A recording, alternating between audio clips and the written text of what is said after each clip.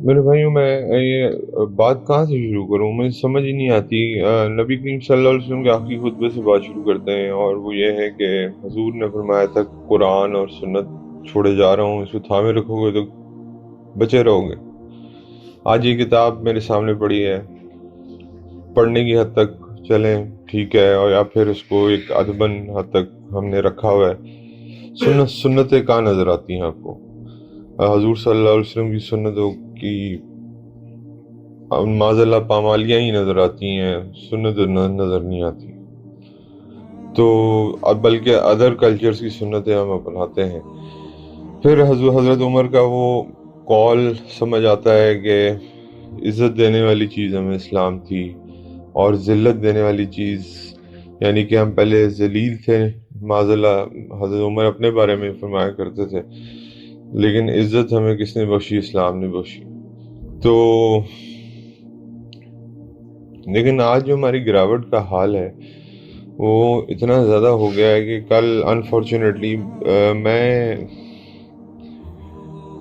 ایک ہمارے ہندو بھائی ہیں جو سینٹ میں ہیں، اور وہ کل مسلمانوں کو شرم دلا رہے تھے کہ یار تم آپس میں لڑنا جھگڑنا بند کرو، جا کے فلسطین کی مدد کرو۔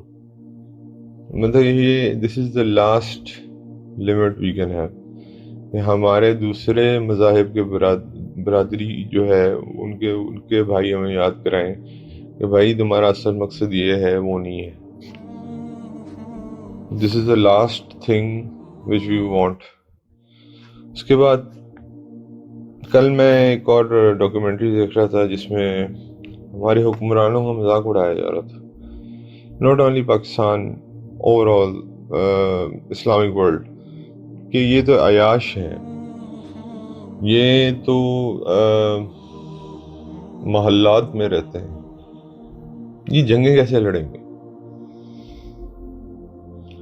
یہ اس قابل ہی نہیں رہ گئے کہ یہ جنگ لڑ سکیں، یہ اس قابل ہی نہیں رہ گئے کہ یہ کوئی کام کر سکیں۔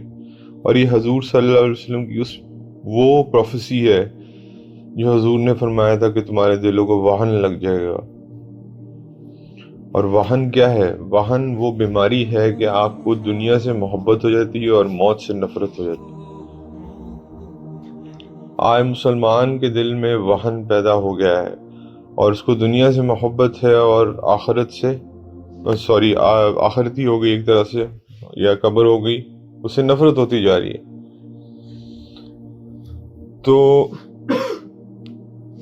یہ میری سٹیٹمنٹ تھی، مجھے کل غصہ اس بات پہ آیا کہ یار یہ میری سٹیٹمنٹ تھی ایز اے مسلم، ہماری سٹیٹمنٹ تھی۔ عمر بن خطاب رضی اللہ تعالیٰ عنہ کو ایک رومی ملنے آتا ہے، وہ مسجد نبوی میں باہر پتھر ڈال کے نیچے سر کے نیچے سو رہے ہیں۔ دس از آور اسٹیٹمنٹ کہ ہمارے رولرز ور سو سمپل۔ حضرت ابو بکر صدیق فوت ہوتے ہوئے صرف کیا چھوڑیں؟ ایک کمبل اور ایک خچر، وہ بھی کہا گیا عمر تک پہنچا دینا، دیٹ سیٹ، جو کپڑے میں پہنے اس میں دفنا دینا، بات ختم۔ This was our statement, but now یہ اسٹیٹمنٹ ہمارے خلاف استعمال ہو رہی کہ مسلمان تو عیاش ہے، مسلمان تو عیاشی کرتا ہے۔ اور اس کے بعد اگین، جیسے میں نے آپ کو پہلے بھی وارن کیا تھا، اللہ معاف کرے، ایک وقت آئے گا کہ ہم فلسطین کے لیے بھی انسینسٹیو ہو جائیں گے، ختم ہوگی کہانی۔ بس یہ پارٹ تھا جو جس نے ہماری جو ایک وہ دکھتی رکھ تھی وہ بھی ختم کر دی۔ وہی نا، میڈیا از اے ٹول، آپ خود اب دیکھ لیں کہ یہ انسینسٹیو کر دیتا ہے آپ کو، ایک چیز دکھا کے you get used to it. اب آہستہ آہستہ ہمارے ہاں الیکشنز کا شور رہا، اس کو کور کر دیا کافی عرصہ، ایک مہینہ، اس شور نے کہ فلسطین جائے نہ معاذ اللہ بھاڑ میں، ہم اپنے ملک کے اندر ہمیں اقتدار چاہیے۔ 30,000 شہداء ہیں، 30,000، اور اس کے بعد جس میں سے 15,000 سے پلس بچے ہیں۔ کچھ بچے ایسے ہیں جن کو یہ نہیں پتا ہوگا کہ ہمارے والدین کون تھے۔ آج کی یہ بارشیں ہو رہی ہیں، ہمارے یہاں بھی سیلاب آئے ہوئے ہیں، گوادر، کراچی اس سائڈ پہ اوپر بھی، لیکن ان کے ہاں تو کیمپس بھی اوپن ہیں یار. تو ان کے پاس تو نہ اپنے جسم کو ڈھکنے کے لیے کوئی چیز ہے، نہ کوئی اپنے سروں کو ڈھکنے کے لیے کوئی چیز ہے. پتہ نہیں ہم کس کو مطلب کہ کیا کریں، ماتم کریں، روئیں اپنے اوپر، یا کیا کریں، سمجھ سے باہر ہے. سورہ نساء کی آیت نمبر 75 میں اللہ رب العزت بڑا سخت کلیئر بتا رہے ہیں، اور غالباً یہ کوٹ بھی ہوئی ہے کل سینٹ میں. اور تم کو کیا ہوا ہے کہ خدا کی راہ میں اور ان کے بے بس مردوں اور عورتوں اور بچوں کی خاطر نہیں لڑتے، جو دعائیں کیا کرتے ہیں کہ اے پروردگار ہم کو اس شہر سے جس کے رہنے والے ظالم ہیں نکال کر کہیں اور لے جاؤ، اور اپنی طرف سے کسی کو ہمارا حامی بنا دیں، اور اپنی ہی طرف سے کسی کو ہمارا مددگار مقرر فرما دیں. دس آیت itself، کیا یہ پریڈکشن آپ کو پوری ہوتی نظر نہیں آتی قرآن جو اللہ تعالیٰ بتا رہے ہیں؟ This is not the case of فلسطین اونلی. جہاں جہاں بھی برما کے مسلمان مظلوم رہے، کسی نے مدد نہیں کی. کشمیر کے مسلمان آج بھی مظلوم ہیں، کوئی مدد کرنے کو تیار نہیں. افغانستان کے مسلمان کافی عرصہ اپنی لڑائی خود ہی لڑتے رہے، اللہ نے جیت دے دی. لیکن مجھے تو اب اس بات پہ خطرہ ہے کہ پہلے تو فلسطینیوں نے صبر کیا ہوا تھا، اب وہ کھلے عام بد دعائیں دے رہے ہیں، اس امت کو بد دعائیں دے رہے ہیں کھلے عام. یہ جو ہمارے پرائم منسٹرز ہیں، پریزیڈنٹس ہیں، یا جو ہمارے آرمی کے ہیڈز ہیں، مجھے سمجھ نہیں آتا یہ اتنی بے حسی کا شکار کیوں ہے. اتنی بے حسی آپ کے گھر میں یہ خدا نخواستہ ہو رہا ہو نا، تو پھر آپ کو سمجھ آئے گا آپ کیا کریں. تو مطلب کہ تیل کی پیداوار مسلمان ممالک کے پاس زیادہ، فوج آپ کی مضبوط، کیا کرنا ہے اس چیز کو؟ ہم نے ایٹم بام پڑا ہوا ہے، وہ کیا کرنا ہے؟ رکھے سبحان اللہ اس کو، بلکہ فریم کرا کے رکھیں گے، یا this is we are an atomic power.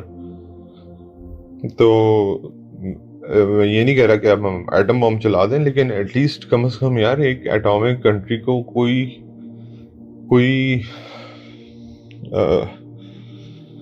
نبی کریم صلی اللہ علیہ وسلم کے صحابہ جو ہیں وہ 3 تلواروں پہ بدر لڑ جاتے ہیں، اور ہمارے پاس کوئی 200 اس وقت نیوکلیر وار ہیڈ پڑا ہوا ہے، اور ہمیں یہ بھی ڈر ہے. مطلب کہ دس کلیئرلی شوز کہ اسباب سے نہیں بات بنتی. یہ جو ہے نا، یہ خوف جو ہے، یہ انسان کو یہ وہی وہن کا جو ڈر ہے جو ہمیں لگ گیا ہے، یہ جو مرض لگ گئی ہے کہ ہمیں موت سے ڈر ہے، ہمیں زندگیوں سے محبت ہے. اور خالد بن ولید رضی اللہ تعالیٰ عنہ کیا کہتے تھے کہ میری پاس ایسی فوج ہے جو موت سے ویسے محبت کرتی ہے جیسے تم زندگی سے محبت کرتے ہو. برعکس کمپلیکسٹی، مطلب آپ دیکھیں کہ ایک کمپلیٹ 180 ڈگری کا شفٹ ہے. اس دن کی مسلمان کی فوج میں جو راشدون کیلیفیٹ کی فوج تھی، اور آج کی مسلمانوں کی فوجوں میں ایک مورسی جیسا اللہ کا بندہ کھڑا ہوتا ہے، اس کو ایجپٹ کی فوج کا جرنیل جو ہے وہ پکڑ کے پھانسی پہ چڑھا دیتا ہے، صرف اس وجہ سے کہ وہ کیا کہتا تھا کہ مسلمانوں کو ایک کرو. تم یونائٹڈ نیشن میں کھڑا ہو کے کہتا تھا تم میرے نبی کی عزت نہیں کرو گے تو میں تمہاری عزت نہیں کروں گا. تو یہاں تو یہ فیٹ ہے، لیکن وہ شہید ہو گیا، اللہ کے راستے میں کامیاب ہے. حضور صلی اللہ علیہ وسلم کی چند باتیں میں آپ کو اس پہ بتا دوں، اور یہ بڑی خوف والی باتیں ہیں. نبی کریم صلی اللہ علیہ وسلم کی احادیث مبارکہ کے مطابق اگر کسی جماعت میں کوئی شخص گناہ کرے اور وہ جماعت باوجود قدرت کے، یعنی کہ پاور ہوتے ہوئے اس کو نہ روکے، تو ان پہ مرنے سے پہلے ہی دنیا میں اس کے اوپر عذاب نازل ہو جائے. کیا پاکستان کے پاس پاور نہیں ہے کیا سعودی عرب کے پاس پاور نہیں ہے پیسے کی؟ کیا مطلب کہ ملیشیا کے پاس پاور نہیں ہے، ٹرکی کے پاس پاور نہیں ہے؟ کیا نہیں ہے پاور ان کے پاس؟ ہماری 5-7 لاکھ کی فوج ہے، ٹرکی کے پاس بھی بڑی سٹرونگ آرمی ہے، ایران کے پاس وہ ہم پہ میزائل داغ رہے ہیں، ہم ان پہ میزائل داغ رہے ہیں. بھائی مارنا ہے تو اسرائیل کو مارو، جا کے دونوں مل کے مارو نا، ہمت کرو. کیوں نہیں کرتے؟ کیوں چوڑیاں پہنی ہوئی ہاتھوں میں؟ تو یہ حضور کی حدیث ہمارے سامنے بھائی، اگر آپ کے پاس طاقت ہے اور آپ کچھ نہیں کر رہے تو پھر موت سے پہلے ہی عذاب کا انتظار کرو. اور پھر حضور صلی اللہ علیہ وسلم نے یہاں پہ یہ بھی فرمایا کہ حضرت اما عائشہ فرماتی ہیں کہ ایک دفعہ حضور صلی اللہ علیہ وسلم آئے اور میں نے چہرے پہ کچھ آثار دیکھے اور لگا کوئی بات ہوئی ہے. حضور صلی اللہ علیہ وسلم نے مجھ سے کوئی بات نہیں کی، وضو کیا اور سیدھا مسجد تشریف لے گئے اور پھر منبر پہ چلے گئے. حضرت عائشہ فرماتی ہیں کہ مجھے تجسس ہوا کہ کیا حضور اتنے اس ایٹیٹیوڈ میں کیوں آئے ہیں، اور کہا کہ میں اوپر جا رہا ہوں، منبر کے اوپر جا کے یہ فرمایا. اور حضرت اما عائشہ نے یہ بات حجرے کے ساتھ لگ کے سنی، کیونکہ اس وقت حجرہ اور منبر بالکل ابھی بھی ساتھ ساتھ ہیں، آواز آتی ہے بڑی کلیئر. تو حضور صلی اللہ علیہ وسلم منبر پر تشریف فرمایا کہ اور حمد و ثنا بیان کر کے انہوں نے فرمایا، لوگوں اللہ تعالیٰ کا ارشاد ہے کہ اچھی باتوں کا حکم کرتے رہو، برائی سے روکتے رہو، کہ وہ وقت آ جائے کہ تم دعا کرو تمہاری دعا قبول نہ ہو، اور تم سوال کرو تمہارا سوال پورا نہ کیا جائے، تم اپنے دشمنوں کے خلاف مدد چاہو تمہاری مدد نہ کی جائے. اور ارشاد فرمایا اور ممبر سے نیچے اتر گئے. Simple clear message. ہاں، نبی کریم صلی اللہ علیہ وسلم کے الفاظ میں کوئی اف اینڈ بٹس نہیں ہوتے تھے، بڑا کلیئر میسج ہوتا تھا کہ اگر تم نے اپنے آپ کو سیدھا نہیں کرنا نا، امر بالمعروف اور نہی عن المنکر پہ نہیں آنا، تو پھر تیار رہو، تم دعائیں کرو گے دعائیں قبول نہیں ہوں گی، سوال کرو گے سوال نہیں پورے نہیں کی جائیں گے، اور پھر دشمن کے خلاف مدد مانگو گے تو پہ حملہ ہوگا، اللہ تمہاری مدد کو نہیں آئیں گے.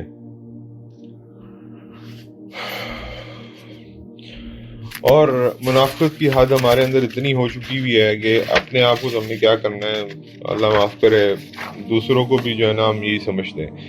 اس کے اندر نبی کریم صلی اللہ علیہ وسلم نے آیت مبارک پڑھی جس میں اللہ جل جلالہ یہ فرماتے ہیں کہ ابن آدم تم میری عبادت سے فارغ ہو جاؤ، میں تیرے سینے کو تفرقات سے خالی کر دوں گا، یعنی کہ فکروں سے خالی کر دوں گا.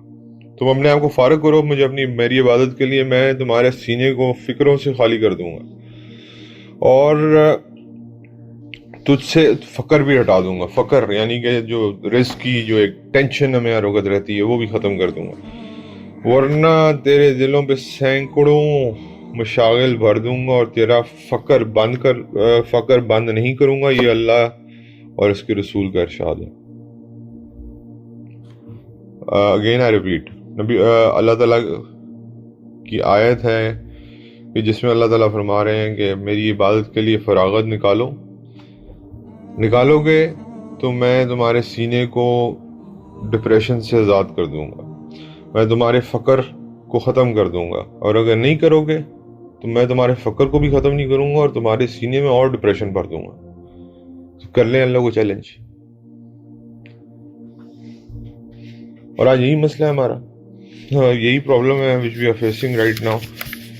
اور 3 شخص یاد رکھیے گا، ہم لوگ کے علاوہ ہم اکثر یہ دیکھتے ہیں کہ 3 شخص نبی کریم صلی اللہ علیہ وسلم کا ارشاد مبارک ہے کہ ان کو کم درجے کا سمجھنے والا جو ہے نا وہ منافق ہی ہو سکتا ہے.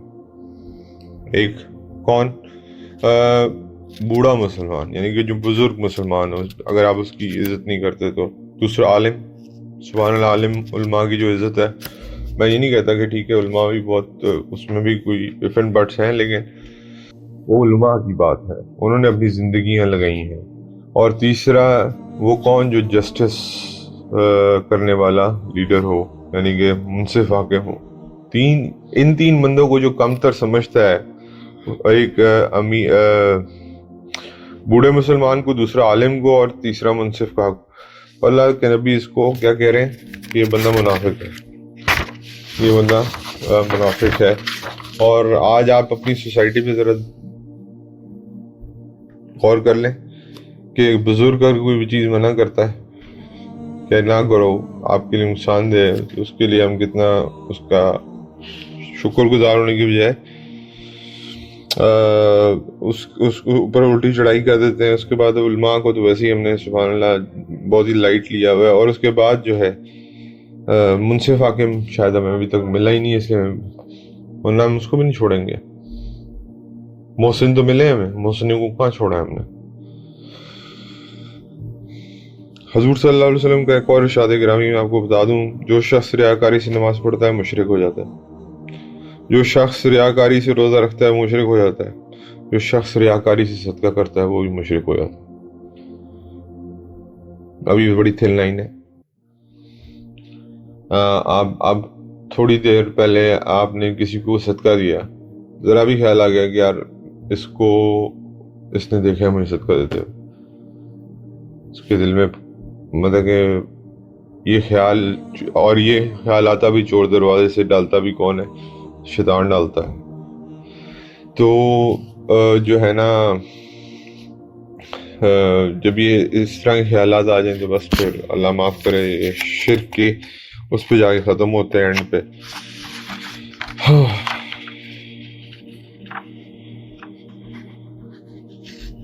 اللہ اکبر۔ اور آخر یہ کچھ باتیں نبی کریم صلی اللہ علیہ وسلم کی جو ہمارے لیے ایڈوائزز ہیں، بہت امپورٹنٹ۔ نبی کریم صلی اللہ علیہ وسلم کا ارشاد ہے کہ میری تمام امت جنت میں داخل ہوگی مگر جس نے انکار کر دیا۔ صحابہ اکرام رضوان اللہ عنہم اجمعین نے پوچھا جس نے انکار کر دیا اس سے کیا مراد ہے؟ آپ صلی اللہ علیہ وسلم نے فرمایا جو شخص میری اطاعت کرے گا وہ جنت میں داخل ہوگا، جو نافرمانی کرے گا وہ انکار ہے۔ اور ایک جگہ ارشاد ہے تم میں سے کوئی شخص اس وقت تک مسلمان نہیں ہو سکتا جو اس کی خواہش، جب تک وہ اس کی خواہشات اس کے دین کے تابع نہ ہو جائیں جو میں لایا ہوں، یعنی کہ جو نبی کریم صلی اللہ علیہ وسلم لائے۔ اس کے بعد اگین ایک بڑی مشہور حدیث نبی کریم صلی اللہ علیہ وسلم نے فرمایا کہ جب میری امت دنیا کو بڑی چیز سمجھنے لگے گی تو اسلام کی ہیبت اور وقت اس کے دلوں سے نکل جائے گی۔ دنیا وہی حب الدنیا وہن، اس کو بڑی چیز سمجھنا شروع کر دے گی تو اس کی نکل جائے گی محبت، جو ہے دنیا کی بس جائے گی تو پھر اسلام کی محبت نکل جائے گی۔ میں رپیٹ کر رہا ہوں، نبی کریم صلی اللہ علیہ وسلم کا ارشاد ہے کہ جب میری امت دنیا کو بڑی چیز سمجھنا شروع ہو جائے گی تو اسلام کی وقت اس کے دلوں سے نکل جائے گی، اور جب امر بالمعروف اور نہی عن المنکر چھوڑ دے گی تو وحی کی برکات سے محروم ہو جائے گی، یعنی کہ قرآن پاک کی جو برکات ہے اس سے محروم ہو جائیں گی، اور جب آپس میں گالم گلوچ اختیار کرے گی تو اللہ کی نظر سے گر جائے گی، اللہ کی نظر سے گر جائے گی، جو کہ ہم پہلے ہی گرے ہوئے۔ موتا کس پہ ہوئی تھی؟ غزوہ موتا کس پہ ہوئی تھی؟ حضور صلی اللہ علیہ وسلم کا ایک ایمبیسڈر کو شہید کیا گیا تھا، کو یاد ہے؟ صحابی 30,000 شہید ہو چکا ہے، وہ ہمارا مسلمان بھائی ہے، ہم نے کیا کیا؟ حضور نے موتا کی جنگ تیار کر دی، پوری 3,000 کا لشکر تیار کر دیا 2 لاکھ کے اگینسٹ۔ اب آپ مجھے بتائیں میں اور آپ کیا جواب دیں گے اللہ کو؟ اگین بے بسی کی شکلیں ہیں ہماری، کچھ کر نہیں سکتے، کیا کریں؟ اپنی کیپیسٹی میں بائیک آؤٹس کر سکتے ہیں، اپنی کیپیسٹی میں چیزیں کو وہ کر سکتے ہیں۔ ایز اسٹیٹ ہم نے کیا کیا ہے؟ the mighty armies we have وہ کیا کر رہی ہیں؟ مجھے تو ابھی تک وہ فلسطینی ماں کی جو ہے نا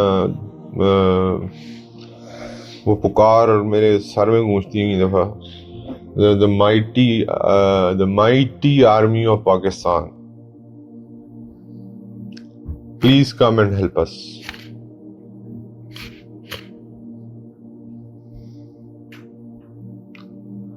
اقصیٰ چلی جائے گی آپ کے ہاتھوں سے، لیکن مسئلہ یہ کہ اقصیٰ کے جانے کا دکھ نہیں ہے، شرم کا مقام یہ ہے کہ آپ اپنے ان انبیاء کے جو ہمارے نبی یہاں پہ گزرے ہیں، اقصیٰ تو ایک پیس آف اے بلڈنگ ہے نا، اس کو کس نے ترجیح دی ہے؟ کعبہ کیا ہے؟ ایک اینٹوں کا بنا ہوا گھر ہے، اس کی میرے اور آپ کے دل میں وقت کس نے ڈالی ہے؟ اللہ نے ڈالی ہے۔ مسجد نبوی کیا ہے؟ ایک تعمیر شدہ عمارت ہے، لیکن وقت کیوں ہے؟ اس جگہ کی وجہ سے کہ وہاں نبی کریم صلی اللہ علیہ وسلم ہے، وہ اللہ کا گھر ہے۔ مسجد اقصیٰ ہمارا پہلا کعبہ تھا، اور اس کے بعد وہاں پہ کتنے انبیاء آئے، کتنے گزرے، کتنوں نے وہاں پہ عبادات کی، لیکن we can not defend it, simple. اور پھر وہی بات حضور کی اگین جو حضرت عمر کے بارے میں انہوں نے کہی تھی کہ عمر دروازہ ہے میری امت کے درمیان میں اور فتنوں کے درمیان میں، جس دن یہ دروازہ ٹوٹ گیا فتنے میری امت میں داخل ہو جائیں۔ حضرت عمر کے جانے کی دیر تھی، آپ کو پتہ ہی ہے کہ پھر فتنے کیسے ٹوٹے اس امت پہ۔ اور حضرت عمر کا وہ رونا مجھے یاد آتا ہے جب کسریٰ کو ڈیفیٹ کر کے ہی واز کرائنگ، اور کہ یہ جو حضور نے پریڈکشن کی تھی واہن کی، یہ پیسے کی محبت، یہ مالی دولت، یہ گولڈ، یہ دیکھ کے میں امت جو ہے نا اسی طرح آگے بڑھ جائے گی۔ حضرت Abu Ubaidah bin Jarrah was the governor of Syria. حضرت عمر جب ان کے گھر گئے تو حضرت عمر نے کہا کہ میں نے پورا سیریا بدلا ہوا دیکھا، ہر ایک نے بڑا لیوش سٹائل اختیار کر لیا۔ ابو عبیدہ آپ ویسے کے ویسے، حضور نے ان کو امین الامت کا لقب دیا ہوا تھا، 10 عشرہ مبشرہ میں سے بھی۔ تو انہوں نے کہا کہ یا عمر، میرے لیے یہ چیزیں معنی نہیں رکھتی، میرے لیے آخرت معنی رکھتی۔ ایک بستر، آپ کو پتا بستر بھی کیسے ہوتے تھے اس زمانے کے، اور ایک نیچے چٹائی تھی، بس۔ سیریا کے گورنر تھے۔ تو اللہ بس ہمیں معاف فرما دے جی، یہی اللہ سے دعا کرتے ہیں، رونا پیٹنا نہیں ڈال سکتے ہیں، وہ بھی نہیں ڈال رہے۔ ختم ہو گئی ہے نا کہانی۔ میڈیا نے 4 دن شور اٹھایا، روزانہ قتل و غارت دیکھی، اس کے بعد ہم سبحان اللہ ادھر پی ٹی آئی اور پی ایم ایل این اور پیپلز پارٹی اور اس کی وہ محبتیں ختم نہیں ہوتی، تو ایک دوسرے سے لڑنے مرنے کو تیار ہیں۔ میں ایک خاتون کو سن رہا تھا جو کہہ رہی تھی کہ میں اس لیڈر کا نام نہیں لوں گا، لیکن لیڈر کے بارے میں کہہ رہی تھی کہ میرا ایک بیٹا شہید ہوا، کہ 4 ہوتے تو میں 4 اس پہ شہید کروا دیتی۔ یہ شرم کا مقام ہے، آپ ایک لیڈر کے پیچھے 4 بندے شہید کروا رہے ہیں، 4 بیٹے شہید کروانے کے لیے تیار ہیں، لیکن آپ اس امت کی پرپس کو نہیں سمجھے۔ The legacy which we have lost, unfortunately۔ اور آخری بات کر کے بات ختم کرتا ہوں۔ صحابہ کرام نے حضور صلی اللہ علیہ وسلم سے پوچھا کہ ایک مرتبہ دریافت کیا کہ ہم لوگ کیا اس حالت میں بھی تباہ و برباد ہو سکتے ہیں کہ ہمارے اندر صلح اور متقی لوگ موجود ہوں؟